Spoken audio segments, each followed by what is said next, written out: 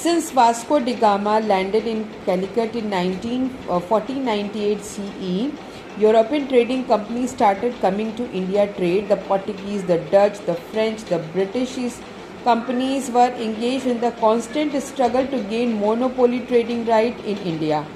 Finally, the French, the English East India companies emerged as a strong competitors in the race to gain monopoly over the lucrative trade in India. यानी कि Vasco D gamma जब 1498 में कैलिकट में आया और उसने हिंदुस्तान का पता लगाया, तब से लेकर के यूरोपियन ने हिंदुस्तान से बिजनेस या ट्रेड शुरू किया। उसके साथ ही साथ पोर्टुगीज़, डच, फ्रेंच और ब्रिटिश कंपनीज आपस में कांस्टेंट स्ट्रगल करने लगी, क्योंकि हर एक इन सारी यूरोपियन कंट्रीज़ में हर एक कंट्रीज़ चाहता था कि वो ज़्यादा से ज़्यादा हिंदुस्तान से मुनाफा कमाए, और उनके बीच में कंपटीशन बहुत बढ़ गया था। यानी ये कंपटीशन ही वजह थी सभी यूरोपियन कंपनीज़ को हमारे हिंदुस्तान से बिज़नेस करने की, क्योंकि हिंदुस्तान नेचुरल रिसोर्सेज के लिए बहुत एक मतलब रिच कंट्री था। The French and the British fought a series of the war, जिसे कि कार्नेटिक वॉर कहा जाता है, और ये 18th सेंचुरी में हुआ।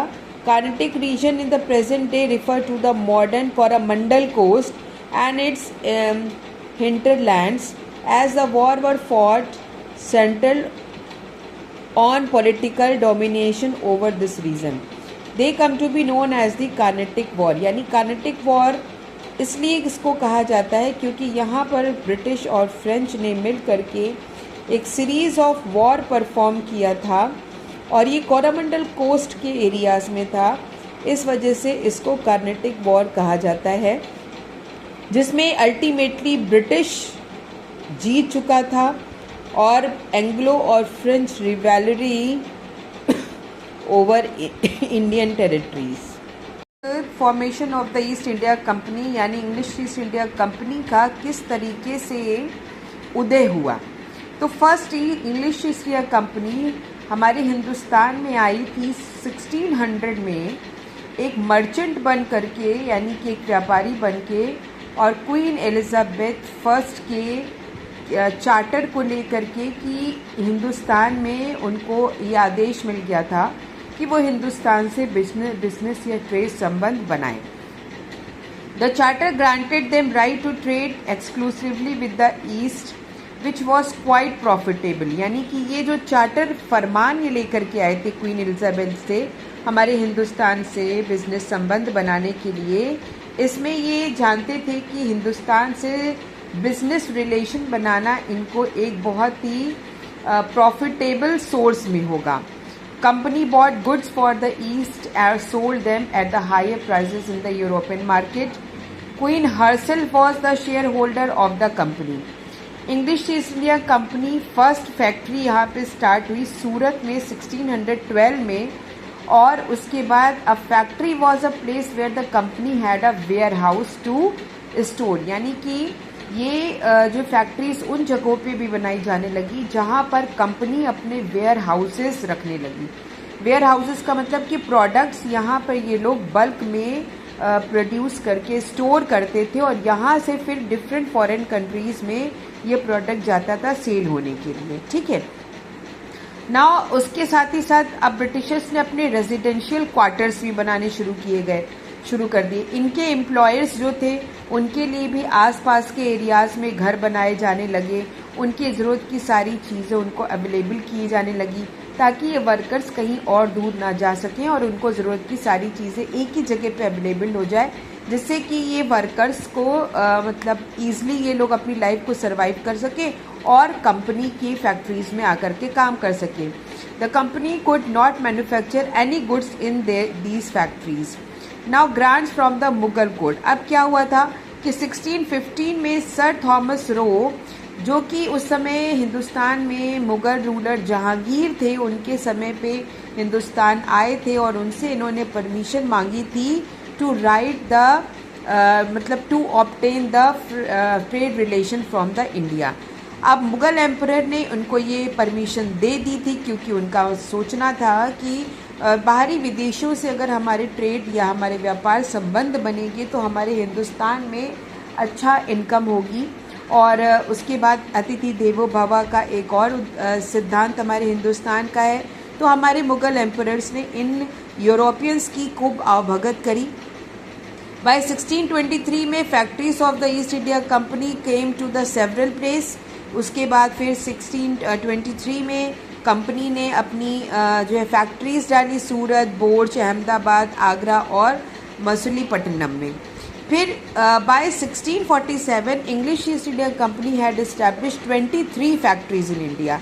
यानी इस समय तक हिंदुस्तान में ब्रिटिश की 23 फैक्ट्रीज हो गई और ये सारी फैक्ट्रीज उन इलाकों में थी जहाँ से सी कोस्ट एरियाज थे, ठीक है। और each of these factories was place under the commander of the factor और मास्टर मर्चेंट्स और गवर्नर के हाथों में होता था।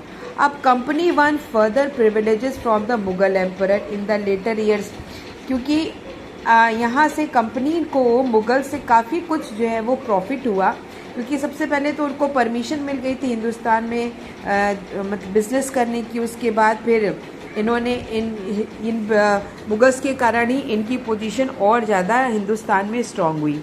फिर in 1691 British were granted a farman by Aurangzeb that exempted the British East India Company for paying custom duty in Bengal। 1717 में Mughal emperor Farrukh सियार जो है ग्रांटेड द ब्रिटिश अनदर फरमान, जिसमें कि उन्होंने कहा कि कंपनी जो है उन्हें बंगाल, बिहार और उड़ीसा के इलाकों से जहाँ से ये बिजनेस कर रही है वहाँ से इनको टैक्स पे करें। अब ये दोनों तरह के टैक्स या दोनों तरह के फरमान ब्रिटिश के लिए नागवारा थे, क्योंकि ये लोग किसी भी तरह का कोई भी कर यानी कि टैक्सेस नहीं देना चाहते थे और क्योंकि ज़्यादा से ज़्यादा मुनाफा यहाँ से कमाना चाहते थे। अब देखिए fortification of the trading outputs. In 1639 English East India company revived Madras now Chennai from the local rulers. They establish a trading ports in the Madras and fortified it. यानी कि इन्होंने मद्रास के ट्रेडिंग पोर्ट इस्टेब्लिश करने के बाद इनको चारों तरफ ऊंची ऊंची दीवारों से घेरा करवा दिया ताकि इसमें कोई भी बाहरी एंटर ना कर सके। और ये फोर्टिफाइड ट्रेडिंग पोर्ट्स जो है वो फोर्ट सेंट जॉर्ज के नाम से जाने जाते थे। किंग चार्ल्स सेकेंड थे उस समय इंग्लैंड के।